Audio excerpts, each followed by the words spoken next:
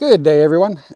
Today we are just going to take a walk around my Himalayan because I'm coming up on my 3-year anniversary of owning this bike within a month or so, and I own 0 garages.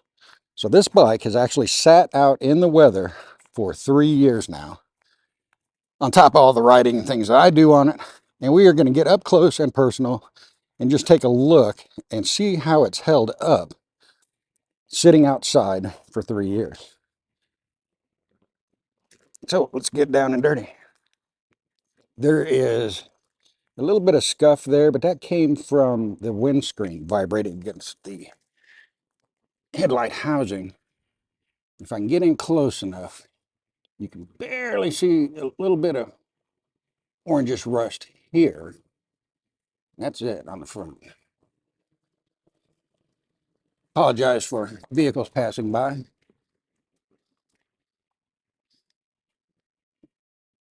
The rubber is holding up good there. Valve cap needs to be replaced.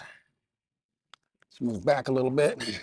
All right, we got a little bit of rust here on this bolt. Both of these bolts actually on the oil cooler. Everything else is looking okay. This is dinged up well, been put to use. Let's move back a little bit. I've got a little more rust here on the bottom side of this bolt on the oil cooler. A little bit of rust on that bolt there. Everything else is looking all right. A slight amount of rust there. This hole with this empty screw hole, this is like a shipping eyelet, or you can mount your engine guards and things to that. And that did have some rust on it, but I've touched that up with some paint. Got a little bit of rust here, but that's from just rocks hitting it and things like that, knocking the paint off. I'm not seeing anything else in this area. Kickstand and center stand. The bottom of the center stand is messed up, but that's to be expected from just contact with the ground. Little paint chips there. That's probably due to rocks again. Take a look at the swing arm and everything. And this is all actually looking really, really good. Most of the rust problems and things I've had came from the accessories, the pannier mount racks or rails, and the rear rack is aftermarket. You see a little rust there, and I've touched up a little bit of spot there, but only places where there's been like paint chips and things.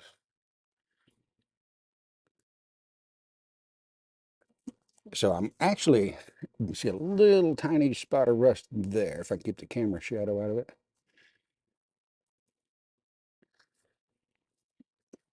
Here you can kind of see, if I can get the camera in close, on this bottom mount, you can see where I've touched that up. So that's the pannier rail. And that's like the worst of it. Actually, the worst of it was on the other side, and I had to really do a little bit of touch up on that. Slight amount on this bolt.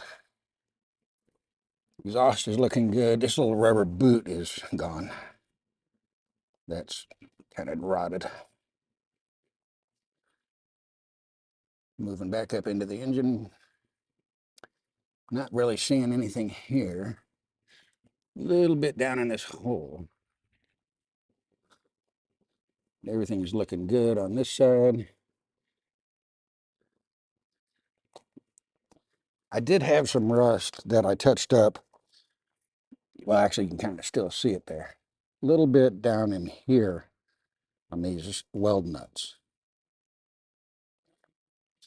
On both sides. Both sides did. Got some sun fading on the bark busters.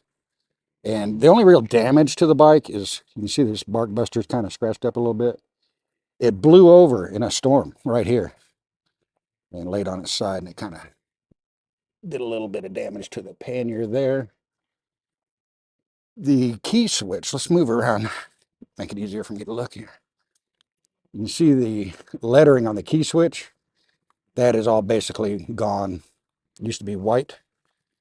There's a little bit of, I don't want to call it corrosion, but it might be dirt. I don't know if I can rub that off on that nut right there.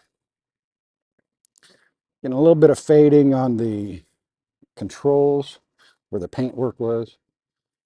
Just a little bit. I'm not really seeing anything. Oh, here's a good one. The gray stripe on the tank is a decal, and you can see sun fading on that. So UV damage on this gray stripe on both sides. Sure, I can fix that. And that is really it. So there is a total walk around of a 2021 Royal Enfield Himalayan purchased in October of 2020. So that is 3 years of sitting outside in the weather, in the snow, rain, sun, everything. And I am not seeing like anything I would be concerned about. So there you have it. This bike was a bit of an experiment for me because I've been following Royal Enfield for a long time, but I never thought that the Bullet, which was available when I first started noticing Royal Enfield, I never thought it was a good enough bike to buy for me to spend my money on, put it that way. Uh, so when they came out with the Himalayan, which was their first ground up new bike, I believe, I was interested, not just in the Himalayan, but in Royal Enfield. And I wanted to see what their quality was like. And I bought this bike just to find out, really. And I'm impressed. I've had no trouble out of the bike. I did break my clutch cable once, but I think that was a routing problem from the factory that I never addressed, and then it finally did cause a problem. I've addressed it now with the new cable. That is it. I did experience my first, I've been riding for over 40 years. This is motorcycle number 26, and I got my first flat tire on this bike that I had to stop and fix on the side of the road. It wasn't that I ran over anything. I had a new tire put on, and I was kind of lazy about it, so I just took it to a shop and had them do it. And apparently they didn't do a good enough job. Next day, flat tire. And I fixed it all myself. Been fine ever since. Like I said, I've been really impressed with the Royal Enfield. I wouldn't have a problem buying another one. In fact, I might just do that.